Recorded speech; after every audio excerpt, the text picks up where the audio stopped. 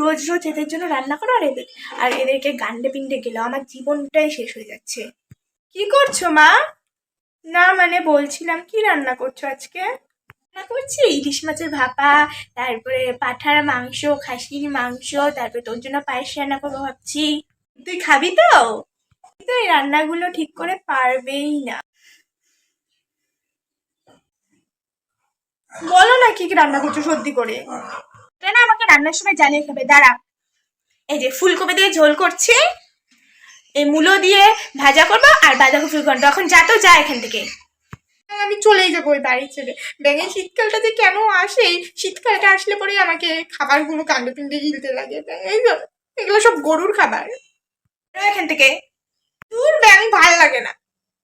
যাবি এখান থেকে নাকি? গরম খুন্তির বাড়ি একটা খাবি? রোজ রোজ মাছ মাংস খাবে, আমাকে মনে হয় কাজের মাসি পেয়েছে। কি গো দিদি, কেমন আছো? ব্যাস চলে এসেছে এই যে হাড়ির খবর নিতে। একজনকে তাই তো আরেকজন আসে, কপালে কি একটু শান্তিও নেই, জানা যে সবসময় আমার সাথে এরকম হয়। আরে রিনাদি, এসো এসো, ভেতরে এসো। ও আমরা অনেকদিন বাড়িতে ছিলাম না, দুবাইতে ঘুরতে গিয়েছিলাম জানো। হ্যাঁ দুবাই, দুবাই না ছাই, ওই তো তোমার বাপের বাড়ি আর বাড়ি। বাবা কি গরম!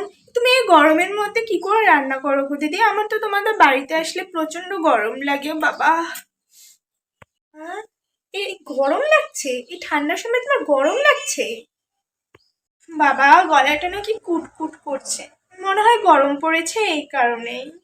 মনে হচ্ছে ফুলকপির মতো ধরে ঘাটটা বেঁকিয়ে দিই। গরম লাগছে তো এরকম শাড়ি গয়না নাড়িয়ে দেখানোর কি হলো? আমার মনে হয় সবসময় সোনার গয়না পরে থাকা উচিত, আর যাদের থাকে না সোনার গয়না তারাই পরে না।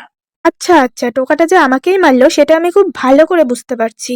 দাঁড়া দেখাচ্ছি মজা। রিনাদি তুমি অল্প বসো, হ্যাঁ রান্না করলাম তো এই কারণে হাত মুখটা ধুয়ে আসছি। ঠিক আছে আমি বসছি, হ্যাঁ তুমি তাড়াতাড়ি এসো, হ্যাঁ তাড়াতাড়ি এসো।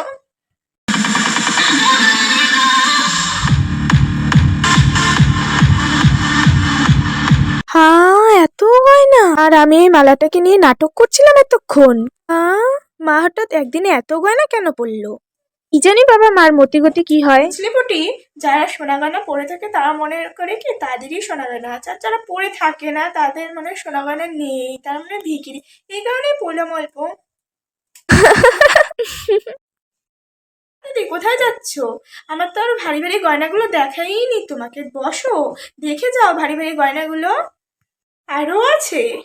না না না, মনে হচ্ছে আমার বাড়ি থেকে কেউ ডাকছে, আমি পরে আসবো। হ্যাঁ ঠিক আছে, আমি এখন যাই তাহলে।